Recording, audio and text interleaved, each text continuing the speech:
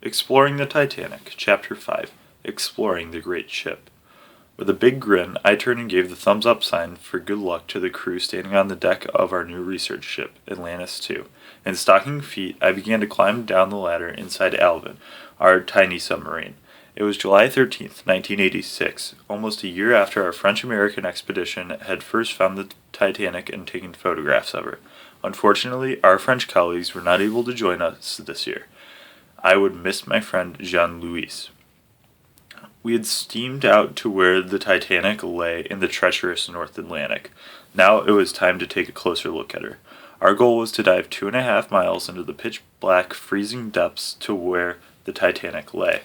Then we would try to land Alvin on her decks.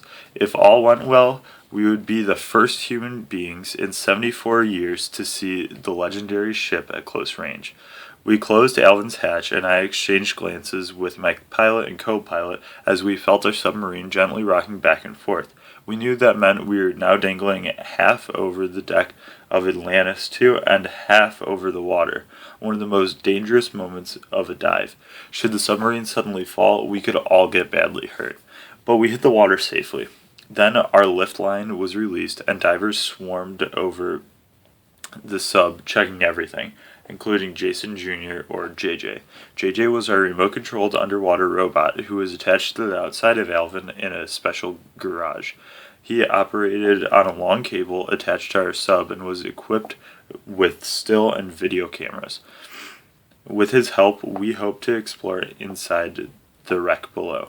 The three of us were crammed into the tiny cabin, our inner space capsule. Hemmed in by panels of instruments, we had no room to stretch out or stand up. We were like 3 sardines in a spherical can. It was warm and stuffy, but the ice-cold water outside would soon cool Alvin's hull, both outside and inside. Daylight began to fade into deeper and deeper blues as our sub reached its max descent speed of 100 feet per minute. It would take us 2.5 hours to reach the bottom. There was little talking as we fell swiftly into utter darkness. Soft music played on the sub stereo. Suddenly, a white-tipped shark appeared outside my window and disappeared just as quickly. Sharks often swim by Alvin to investigate the noise. It was comforting to know that 2 inches of metal protected us. I remembered the time a swordfish had attacked Alvin and got its sword stuck in the sub. The long fall to the bottom is usually a lulling experience. The interior gets darker and darker and begins to cool until, after less than 15 minutes, the sub has reached a depth of 1,200 feet and total darkness. To conserve power, Alvin's outside lights are left off. The only illumination inside comes from 3 small red lights. But this time we had technical problems to worry about. First, we discovered that Alvin's sonar had stopped working. Probably either the cold seawater or the increasing pressure had damaged it. Sonar guided us by bouncing electronic sound waves off anything in our path. Without sonar, we couldn't see beyond a few yards. Our surface navigator on board Atlantis II would have to guide us to the Titanic with his sonar and our sub-to-ship telephone. A few minutes later, at about 2,000 feet, we passed through what is known as the deep scattering layer because it shows up like a cloudy blur on sonar. In fact, the cloud is made up of thousands and thousands of tiny creatures that live at this depth of the ocean. Many of them glow in the dark, their small bodies exploding like fireworks as they become aware of our presence. When I first saw these creatures, they reminded me of the tiny passenger train with lighted windows passing by at night. By the time we had passed 5,000 feet, almost 1 hour into our dive, it was getting cold in the sub. We put on our first layers of extra clothing. I was wearing a wool hat from my son's hockey team to keep my head warm. During the long hours in the tiny cabin, my legs often fell asleep, and sometimes I'd get a bad cramp in my hip. At times like that, Alvin's cabin was more like a torture chamber than a space capsule. 10 minutes later, at 6,000 feet, our pilot noticed that the instrument panel was showing a saltwater leak into the battery banks that powered the sub. Our time on the bottom of the ocean would have to be awfully short today. And to make things even worse, the surface navigator's sonar suddenly stopped working. That meant we were now almost completely blind. Our lights pierced the blackness as the ocean bottom slowly emerged from the dark green gloom below us. We'd arrived. The only trouble was we didn't know where we were. All we could see through the portholes was our own shadow cast by Alvin's lights and some gently rolling ground covered with mud. So close and yet so far away. The ship lay somewhere near us, probably no more than 400 feet, the length of 2 city blocks. But when you're more than 2 miles down in black murk, a few hundred feet without any guiding sonar might as well be 1,000 miles. I couldn't believe it. I'd waited 13 long years for this moment, and now a stone's throw away from my dream, I was trapped inside a sardine can on my hands and knees, staring at nothing but mud. Suddenly, a head-splitting alarm buzzer pierced the silence inside our tiny sub. The leak in our battery was getting to the critical point. We had very little time left if we were to get back to the surface without damaging Alvin. Quickly, we decided to guess where the Titanic might be and blindly go there in a last-ditch throw of the dice. Alvin now gently touched the bottom with its single runner, like a one-legged skier, and we began to inch along. The shrill alarm was starting to drive us crazy, and the tension in the sub was heavy. Our time was running out fast. It was going to be a very close call if we hoped to see the Titanic. Then our surface navigator called in on the telephone with the good news that his sonar was working again and that the Titanic should be about 50 yards west of us. We turned the sub and strained our eyes to see out the portholes. Now the bottom began to look strange. It began to slope sharply upward, as though it had been bulldozed in place. My heart beat quickened. "Come right," I said to the pilot. "I think I see a wall of black just on the other side of that mud round." Then, directly in front of us, there it was, an endless slab of rusted steel rising out of the bottom, the massive hull of the Titanic. I felt like a space voyager peering at an alien city wall on some empty planet. Slowly, I let out my breath. I didn't realize I had been holding it. But one look at the fabulous wreck was all I got. Our pilot quickly dropped Alvin's weights, clicked off that horrible alarm, and we went hurtling towards the surface. 1 moment longer on the bottom and Alvin's power system would have been in extreme danger.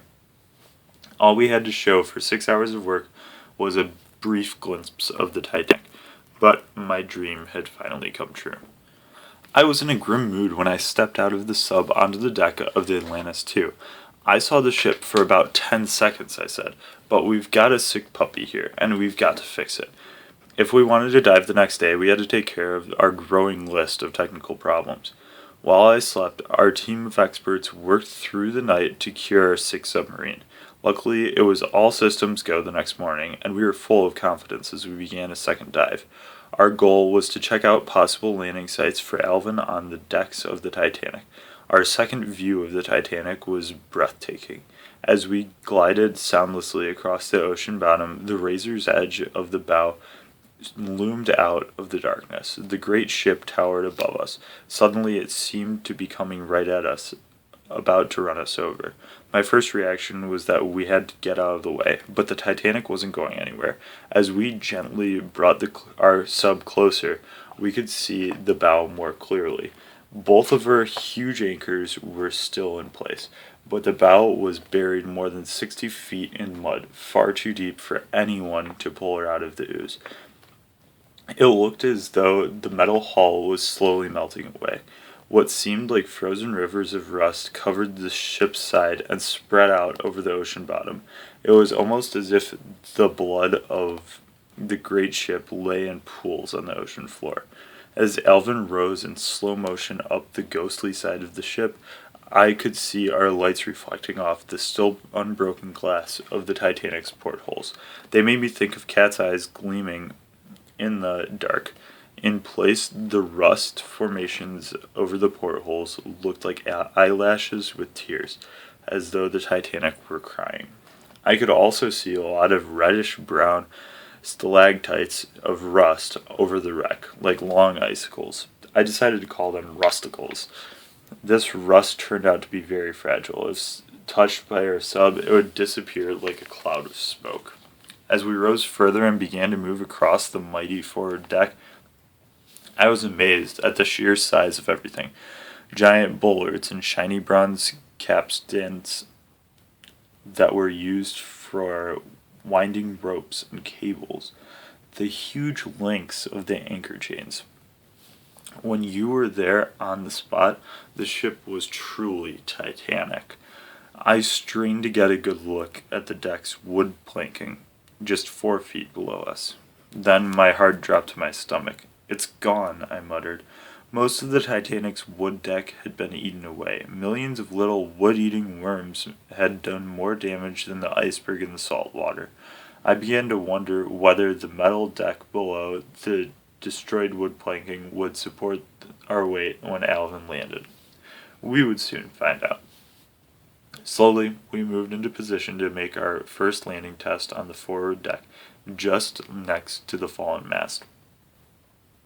As we made our approach, our hearts beating quickly.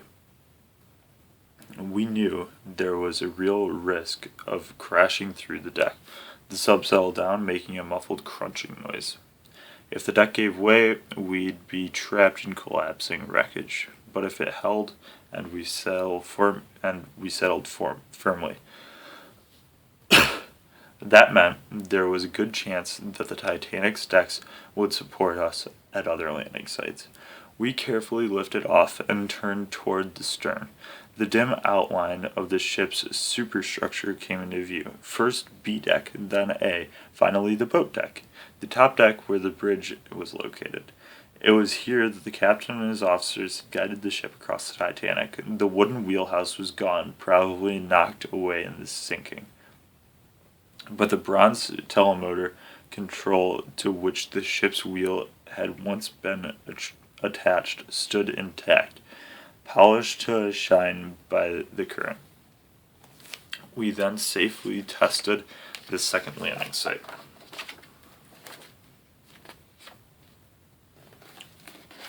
I had an eerie feeling as we glided along exploring the wreck. As I peered through my porthole, I could easily imagine people walking along the deck and looking out the windows of the ship that I was looking into. Here I was at the bottom of the ocean, looking at a kind of time capsule from history.